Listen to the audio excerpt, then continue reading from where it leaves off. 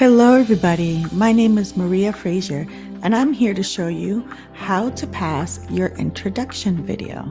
Let's get started. The first thing you want to do is introduce yourself. When introducing yourself, you want to make sure you state your name, where you live, your education level, any experience you may have, and why do you want to work for Qkids.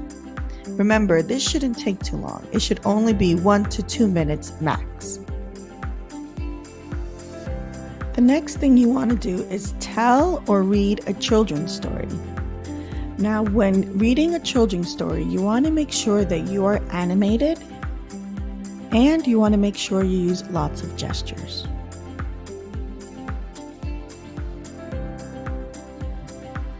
Remember, they are not looking to see if you know how to read.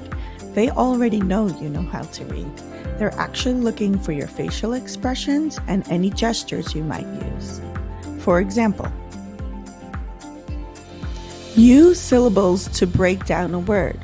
For example, if you come across the word Monday, you want to break it off into 2 parts. Mon, then the word day. Monday. How about the word umbrella? The word umbrella has 3 parts to it. Umbrella. Be sure to have good lighting. You don't want to look like you're teaching in a cave. Make sure to turn on all your lights so that the children can see you.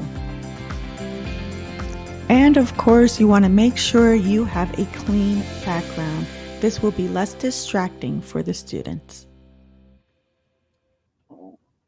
Remember to smile and look your best.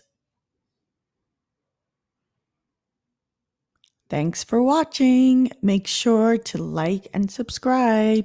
This video does take some time to make, so I really would appreciate it if you give it a thumbs up. Happy teaching!